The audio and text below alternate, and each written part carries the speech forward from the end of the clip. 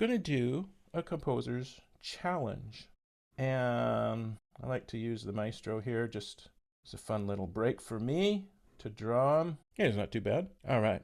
So our challenge today, what are we going to do? How about we're going to do a piece in, let's do it in binary form. So I'm going to tell you all about each one of these things, what they are. Now we're talking about notes today, so why don't we make sure that we do a piece where we're going to use every note, every letter name, every space, every line in both the treble clef and the bass clef. All right, and then our third, how about, we're not going to do anything too complex. So let's say we're going to add some dynamics and some articulation. So there's our challenge for tonight. Let's start out binary form. What does that mean? So number one, binary form. As we mentioned earlier, all of your music is very, very mathematical. So when we talk about binary form, binary means two. So it means there's two sections. There's an A section and a B section, two parts. Now, usually when we do our section, we divide it up into groups of four or 4-bar phrases. So we have in section A, 2 4-bar phrases, 4 measures, 4 bars. Now what happens at the end of the first 4 measures is we end on a 5 chord, either 1 to 5 or 4 to 5. This makes what is called a half cadence. And then the second usually ends on a 1. It doesn't have to, but a 5 to 1 makes an authentic cadence. What this does is when we hear a 1 to 5, it sounds like it has to keep going. It doesn't sound like it's finished. And an authentic cadence, landing on 1, sounds like it's done. It's completed. Now, when we do our B section, it's exactly the same. You're going to have 2 4-measure phrases. And this time, you can do the same thing where it ends on a half cadence.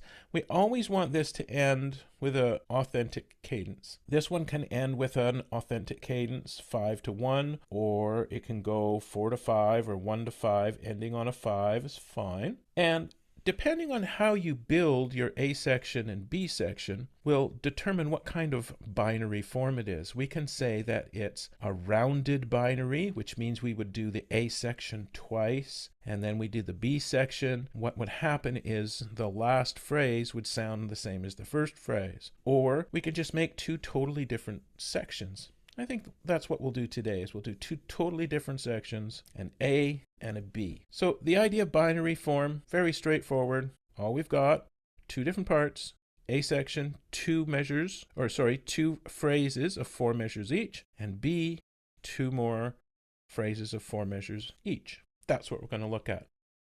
Now, we want to do number 2, we want to use every single note or letter in both the treble clef and the bass clef. Here we've got our treble clef. Here we've got our bass clef. So we have to make sure, if we're going to use every single note, we have to go from here all the way up to there, and every single note in between. And the same thing from this one here all the way up to this here. Now we might go a little outside of that to include some ledger line notes, but for sure we have to use every single letter. So that's going to be a lot of notes that we have to use to create our tune. It's going to be interesting. I think we're going to end up using some shorter, smaller value notes to make sure that we use every single one. So there's challenge number 2. Number 3, dynamics and articulation. Dynamics are your basic markings that tell us how loud to get. Soft, medium loud, and loud. We can also use crescendos, diminuendos, or we can use the words crescendo or short form, crescendo, diminuendo. And articulation is if we're going to put in staccatos, for example, or if we put in a phrase mark. How about let's make sure we include an accent. Okay, so notice, there's our 3 criteria. We need to do it in binary form. We have to use every single letter, and we need to use dynamics and articulation. I think in order to do this, we're going to do this piece, I'm going to teach you a new word, polyphonic. Polyphonic means that the voices are independent of one another. In other words, they're going to crisscross, they're going to have their own lines, their own melodic things happening.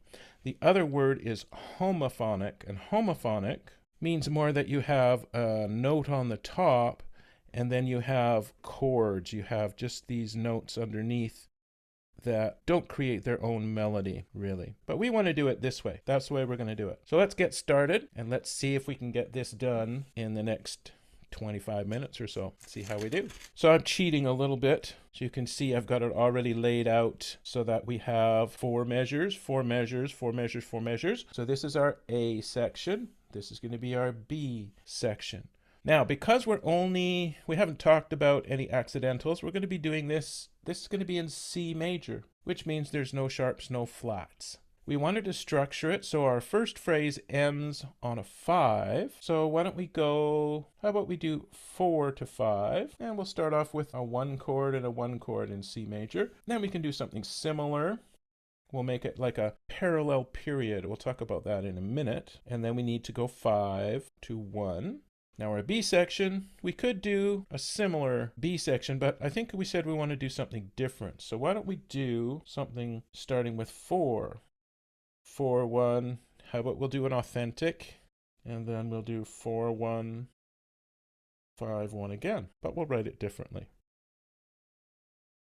So the reason why I plug in all of these notes, these here are going to give us a guide as to how we want the harmony to work within each measure. Now we're going to do it polyphonic, so we're not going to write chords. We're just going to write individual notes. So we're in C, and we have to write every single note. So why don't we start, I'm going to start up here. We need a time signature. How about we do a nice simple 2-4.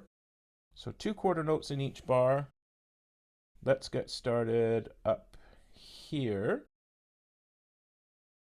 And we're going to have to play around with our stems. I don't want to jump around too much. I don't want to just go up and down. If we just go up and down, it gets kind of boring. But we do like patterns. We do like to hear repetitive patterns. So why don't we do that one more time?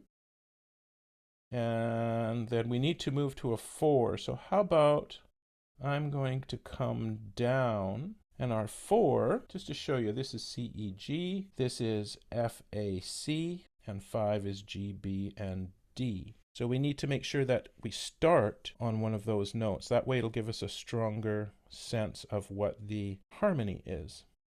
So how about we go A and down. Let's do this. Let's continue up. Let's take a little stop there. So I've got 16th notes all the way along, but here, stems. 16th notes. Stems are going to go downward, and then the same thing again. One more time. And which way? Oh, this time, notice here, group of 4. This is the farthest away, so these stems have to go in an upward direction.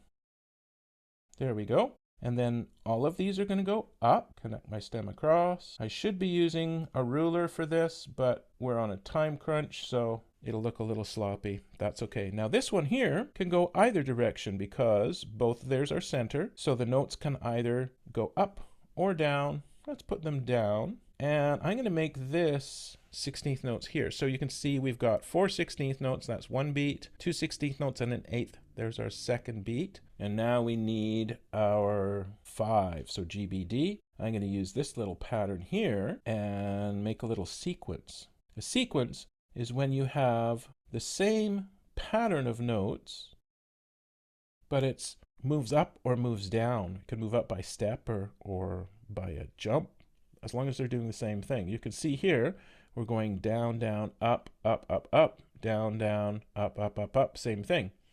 Stems, these ones will have to go up, and these ones will go down because this is the farthest note, farthest away. There we go. So there's our first little line. Now, I didn't do a whole lot of moving around, did I? That's okay. We'll get there.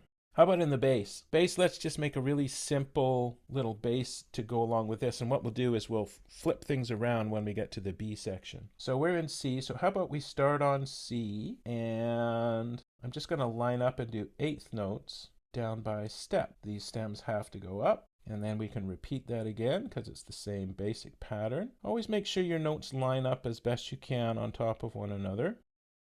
That looks fun. I think that's going to be good. Now the 4 chord. So now we need to go F. I could continue down. I think I'm going to jump up this time and we'll do the same pattern. And now the 5. So let's go up one more time. Stems go down here and stems go up here. Did you catch that as I was doing that? Stems go down. And these ones also go down because this is above the center line. So both of those go down. So there's our first little tune, first line. I think it's going to work.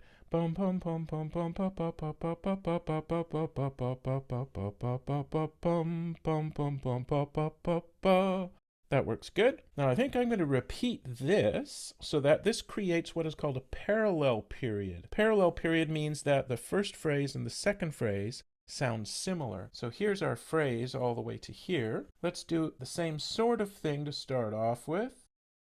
Again, we like to hear these patterns over and over again, but I'm going to change it up once we get to, instead of continuing going back up here, I think I'm going to continue down because I have to some point I've got to get down into these other notes to meet up with our first criteria, don't I? So if we get down all the way to the 5 chord, G, B, D, there. So I can get down to G, and then watch. I'm going to create a little scale.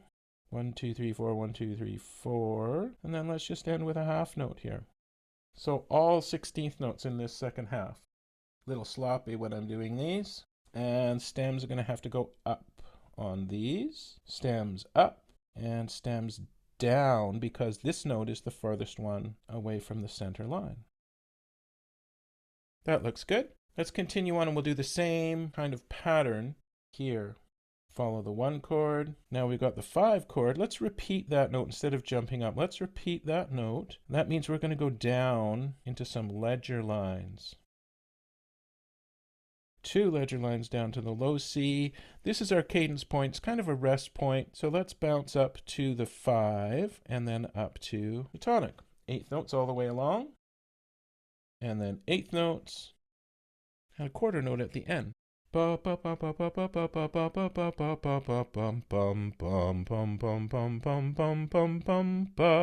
are we doing with our criteria? We've covered almost, well, we've got all the notes here for sure, but the highest note that we got to was on that 4th line. So we're going to need to incorporate some notes that are above that line, aren't we, in the second half? How do we do in our bass clef? Well, we did go down below the line, and we've got all of the notes up to here. We still need a couple of notes up above, don't we, to meet our criteria to do our challenge. So I have an idea. Let's take this idea and we're going to do something like that on the bass so that it flips around where we have the top voice being busy, bottom voice will be busy in the second half. We're going to start on 4. So let's start down here on our F. Remember, it's F, A, and C. So we'll start on the F. Let's go, this always went up. Let's go down first to a ledger line note, and then we'll come up. There's the beat. So notice here we've got 4 16th notes, which means we're going to land on an A, which is also part of that chord, that 4 chord. So that's going to sound pretty good. We'll do that same pattern coming up. And then the 1 chord is C, E, G. Let's do this pattern one more time. So it's a nice little sequence, a nice little pattern that we use. There's 4 16th notes again. I know I'm doing these all different ways. Sometimes I take the first note and the last note. Then we're on E. Let's use this little figure here.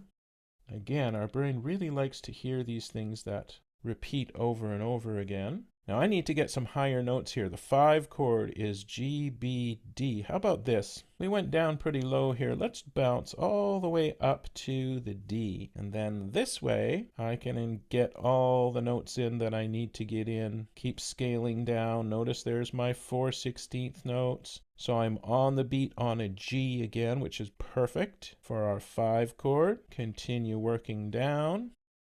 And then our 1 chord, I can go down to the C. I don't really want to go on the C right away because I still have one more phrase. So I'm going to go up to the E. And then there's our E again, and we'll land on that C. We'll use this rhythm again. Stems are pointing in a downward direction, and these ones can go in either direction. Let's put them up. Do that same rhythm. That looks pretty good. Bum bum bum bum bum bum bum bum bum bum bum bum bum bum bum. Bum bum bum bum bum bum bum bum bum bum bum bum bum bum. That'll work. And now, last phrase. Let's make it a parallel period, which means this is going to be very similar. So we'll copy this out exactly the same. There's nothing wrong with doing that. It's actually a very good way of creating your tunes. Parallel period means that the first phrase and the second phrase are starting out the same way, but then when you get to the close, it can change a little bit to accommodate your cadence, so that if the first part ends with a half cadence, your second part wants to end with an authentic cadence. Now in this case, we did end with an authentic cadence anyway, but we didn't end on C. We ended on an E here. I know the C is way over here, but this is the one that is foremost in our mind, so it's not quite a finished cadence. Here we came all the way down. Why don't we do this? And we'll start on G, and we'll go all the way up. 1, 2, 3, 4, 5, 6, 7, 8. Stems go up on the first group. Stems go down on the second group. And then we're going to finish on C. How about we'll do C, D, E. Now I'm going to do something a little different here. I think I'm going to jump up to G and all the way up to C, because this is this is the ending of the song. So we want to finish on a longer, strong tonic note. So looking here, which way do our stems go? There's our center line. That's the farthest away. So the stems all come down. All right. So I think that we've covered all of our bass notes, definitely, because we've got all of them here and all of them here. So we've covered every note in the bass. Now there was a few notes on the top that we don't have. And we don't want to do too busy. I don't really want to do this line. This is kind of more of a bass line more than anything. Why don't we do a counter melody? A counter melody is something that is added but different from your main melody. So if our main melody is here, ba ba ba ba ba ba ba ba ba ba ba ba ba ba ba ba, we needed something different. Counter melody is added to the main melody, but it's in contrast. So something different. So why don't we use some long value notes here? And if I remember correctly, we did go all the way down, but we only got up to D. So I need E, F, and G for sure. I have an idea of how we want to accomplish that. Let's start on the 4, and I'm going to put in a dotted quarter note, and then we'll jump up to the C, stems down, and then we'll land on a G here. Nice and easy. Same rhythm, but let's go, this one went up and down. In the 5 chord, we started on the F-A, the third note. Let's start on the B, but we're going to go in the opposite direction. Same rhythm. And what I'm doing is I'm trying to set up that last line. So when we get this last line, we need the E, the F, and the G. So we'll start here on the A, but look what I'm going to do this time. I'm going to jump all the way up to this F. So there's my F, and then right beside it, I can go to my E. There's my C, E, G. And then the very last one, I still need a G, so watch. Let's use the G up at the top, and then I'm going to come down to my leading note B and finish on a C. I think that's going to work great. We'll play it in a second. We have one more thing we have to do. We need to add in some louds and softs and some articulation. So let's do our louds and softs first. So I think we should start out soft. And then when we get here, let's do a nice crescendo. So we're going to build that up right through, up to medium loud. And then let's get even louder up to forte. I think that'll work well. Second half. Why don't we drop back down to medium soft, make it a little louder here, a little softer here. And then our last line will start soft, but let's build up to forte. So there's our nice little pattern of our dynamics, our louds and softs. Now articulation. I think all of these notes should be staccatos, should be short, every one of them. Notice when you put in a staccato, you always want it to be in a space. You don't want to try and do a staccato on a line like that. You can't see it very well. So always just in the space above or below the note so that we can see it. Those look pretty good. And I think we need an accent on this one. So put that little sideways V. That tells us that we're going to play louder. Here, what I want to do, let's do this. Phrase it and staccato. Same thing here. We'll do a phrase and a staccato. Same thing. Same thing. All right. There's our piece. Now I just have a couple more things to do. We need a title. And we're very close to the end. How about this one reminds me of running. We're running late. Poser, always put your name on it so you can claim that you have written your own piece of music. And then we just need a copyright. There we go. All done. I think we need to see what this sounds like. I'm going to transfer over to the keyboard and we're going to play through Running Late. See what it sounds like. See what we came up with. So Running Late. I think I did that too loud to start. Let's do that a little softer.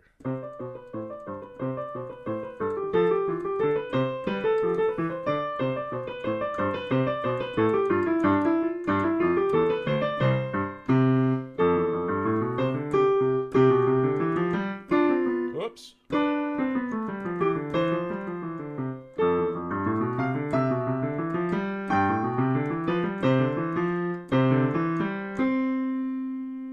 I think that's worth trying it one more time. It sounded pretty good. Let's try one more time. I'll see if I can get my louds and softs a little better.